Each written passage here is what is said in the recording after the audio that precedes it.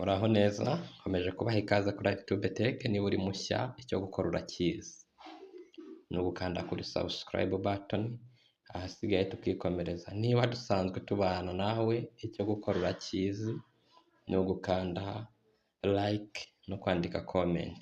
Icyo mbasaba ni ugukomeza kudukunda kugira ngo utazacikwa. Ndabamenyesha ko filimi Umukanishi wanjye season ya kabiri igiye gusohoka. Icyo usabwa rero ni ukuba tayari kugira ngo amakuru ukomeze kuyabonera ku gihe. Biragusaba kuba tayari kuri YouTube Tech, kuko nibwo tuzajya tukumenyesha amasaha n'igihe filimi Umukanishi wanjye igiye kugira ahagaragara. Ubu ngubu rero mbabwira nanabateguza ko season ya kabiri igiye gusohoka.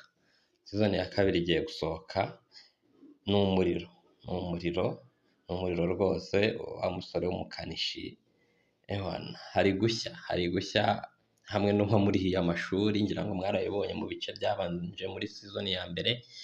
Noneho rero ndamenyesha ko season ya kabiri kabisa ubu ngubu iri loading, irimo irapendinga hafi aha ngaha kabisa, vuba irabibagezeho. Icyo mbasaba rero ni ukuba muri tayari kuri YouTube Tech, ukaba uzi neza ko wakanze kuri subscribe button kandi noneho ugafungura inzogera, kuko nibwo uploadinga ngiye kubamenyesha igihe filimi igiye kugira hanze, kugira ngo muhite mutuninga kuri YouTube mujye kuyireba. Bizasaba ko ugomba kuba warakoze subscribe, ukanafungura inzogera notification, hanyuma ugahita ubona notification cyangwa se amamenyesha kuri phone yawe.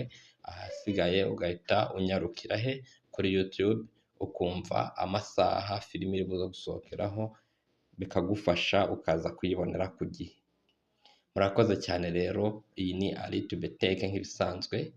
Ndabashimiye kandi tuzasubire muri video z'ubutaha. Ubu tuvugana umugabo ubuze umugore we kandi bari kumwe kwa muganga. no ntago